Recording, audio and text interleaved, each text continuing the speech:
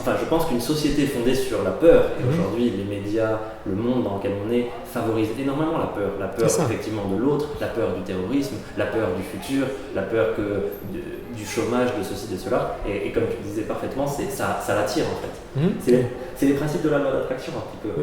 Mais la loi d'attraction, j'ai mis beaucoup de temps moi à la comprendre. C'est-à-dire que pendant longtemps, j'avais des pensées positives, mais je vibrais pas positif. C'est ça. C'est-à-dire que j'étais dans la souffrance, et donc j'attirais des expériences de souffrance, tout en et à un moment donné, du coup, ça m'a fait complètement remettre en question, de dire non mais tout ça c'est n'importe quoi. C'est ça. Et effectivement, tu expliques très très bien, c'est que je ne l'expérimentais pas, ou je l'expérimentais mais sur des courtes périodes, des synchronicités où tout à coup il y a la loi d'attraction qui fait que il arrive plein de belles choses, etc. Mais c'était pas du tout continu. Mais bon, là je digresse un petit peu, mais en tout cas, oui, voilà, on attire ce qu'on vibre, j'ai l'impression en tout cas. Voilà. Mais il n'y a pas d'interdit à avoir et qu'il vaut mieux, c'est bien mieux pour la santé du cœur, du mental, du corps, d'accepter que toutes sortes de pensées. Mais maintenant, je ne dirais pas qu'il n'y a pas d'interdit à avoir. Je pense que je ne sais plus qui parlait de ça. Je sais pas, c'est Montesquieu qui parlait de l'esprit des lois. Et je pense que c'est très important de comprendre l'esprit des lois. C'est pas qu'il n'y a pas d'interdit à avoir, mais c'est de comprendre le principe des interdits. Par exemple, pour moi, l'un des éléments fondamentaux de mon ascension, de mon développement en fait, personnel, c'était de comprendre le sens des limites. Okay? Parce qu'en réalité, ça, par contre, c'est une question fondamentale. C'est qu'on est arrivé dans un monde qui se pose dans le domaine de la science, de l'éthique, de la morale, de la religion aussi, d'une société. On est arrivé en fait à un moment où, tu vois, déjà, je pense que dès le départ de l'humanité, tu vois, ils arrivent et puis voient des choses autour d'eux. Et peut-être qu'il y a une présence, peut-être qu'il n'y en a pas, mais ils voient des choses autour d'eux. Maintenant, s'il n'y a pas de présence, c'est OK. Je peux toucher, je peux transformer les choses. S'il y a une présence, s'il y a un ordre dans l'univers, dans les choses, qu'est-ce qui me dit les choses que je suis capable et que j'ai le droit de toucher, de transformer, et les choses que je n'ai pas le droit de toucher, de transformer? C'est très angoissant. Et qui est là pour me sanctionner? Et je pense que c'est pour ça justement que on fait beaucoup de traditions en fait, religieuses et tout, en fait, à travers l'histoire, on cherchait à établir quelque part les interdits, les limites, les règles. Il ne faut pas, il ne faut pas, il ne faut pas. Parce qu'effectivement, un être qui ne s'appartient pas, on pourrait tout faire. Parce que nous sommes des expériences différentes. Nous sommes des potentialités différentes. De la même façon qu'il existe chez quelqu'un une potentialité de paix, il existe chez l'autre, en fait, de paix énorme, il existe chez l'autre une potentialité ou un potentiel de destruction massif énorme. Donc, on ne peut pas en fait autoriser que tout cela s'exprime.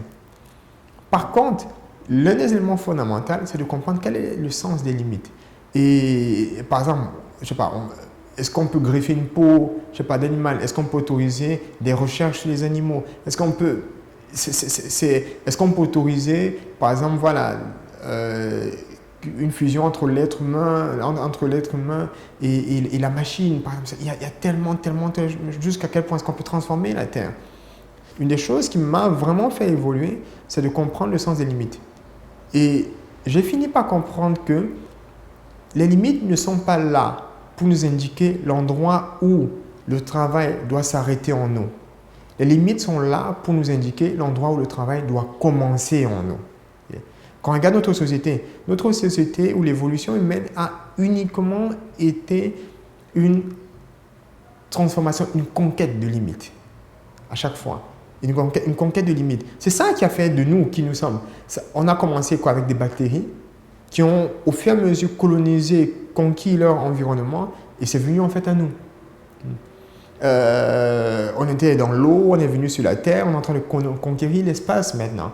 Mais le problème de tout ça, c'est que tant que ces conquêtes-là ne sont pas doublées ou précédées par la conquête interne, ces conquêtes-là vont toujours nous amener plus loin, en fait, vont toujours nous amener loin de nous-mêmes. Alors que pour aller au-delà de nous, il faut toujours que les conquêtes que nous allons faire à l'extérieur et à l'intérieur soient connectées. Par exemple, et c'est ça par exemple, qui est intéressant justement, c'est c'est quoi la différence entre l'extrémisme et, si on veut, le spirituel? L'extrémisme, c'est celui qui dit que la limite définit ce que tu ne peux pas dépasser. Et du coup, tu meurs. Parce que chaque fois qu'on va te construire un environnement qui te maintient en tant que locataire permanent, ce qu'on est en train de construire, c'est un cercueil. Le seul environnement dans lequel le locataire n'est pas autorisé à sortir, c'est le cercueil. Par contre, même dans le berceau, le locataire va être placé de façon ponctuelle, de fonction temporaire, disons-le, pas ponctuelle, de façon temporaire. Il va évoluer. Il arrive un moment où il devient un poisson plus gros que le bocal et l'aquarium dans lequel il est. Il est appelé en fait à évoluer. Donc au final, et peut-être je vais me faire taper là-dessus, mais j'aimerais lancer une réflexion, bon, avec discernement. Donc écoutez vraiment avec discernement cette réflexion-là. C'est quelque part l'histoire de l'un des principes d'évolution. Et l'histoire de l'évolution humaine n'est qu'un principe, du moins l'un des modes de l'évolution humaine, c'est le mode de perversion. Okay. Qu'est-ce qu'on veut dire par là? C'est quoi quand on parle de perversion? La perversion, c'est quand, je sais pas, un organisme, une entité ou un système sort du schéma préétabli, okay, de son schéma de base. Or, si on regarde, qu'on parle même du Big Bang, okay, qu'est-ce qui s'est passé? Il y a eu, voilà, frottement. Il y a eu des molécules qui ont joué pendant des milliards d'années de la même façon. Et puis à un moment, il y a eu un choc et boum, Big Bang.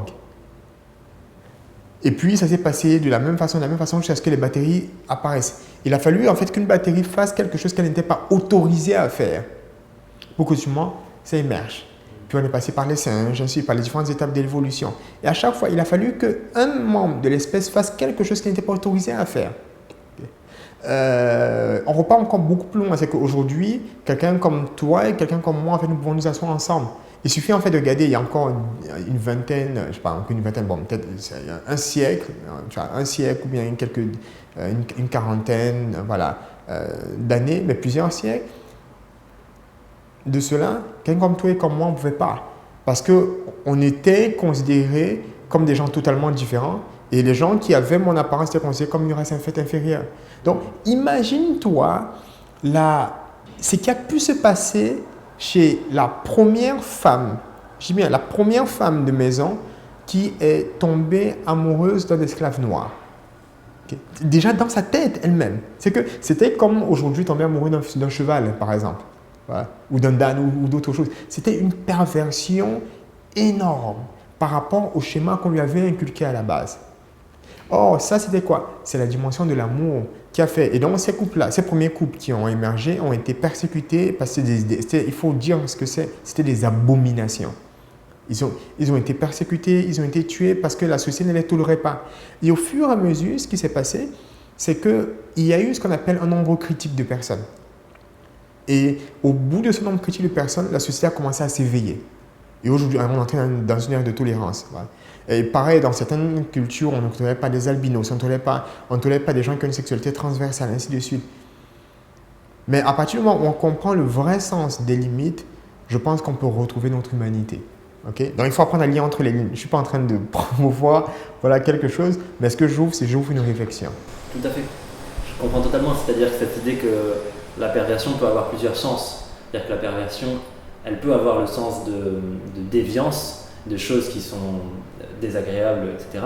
Mais elle peut aussi prendre du sens dans l'idée qu'à un moment donné, c'est pas parce qu'on fait autrement et qu'il y a un nouveau chemin qui se crée que c'est pas le bon chemin. Oui. De toute façon, c'est même pas une philosophie, c'est factuel. On a des milliards d'années de faits qui sont accumulés partout en fait où vous regardez. Des milliards d'années qui sont accumulés et qui montrent clairement que pour faire un bon qualitatif, il faut forcément une mutation. Pour qu'il y ait une mutation, il faut toujours qu'il y ait quelqu'un qui sorte du schéma conventionnel. Ça ne se passe que comme ça, en fait.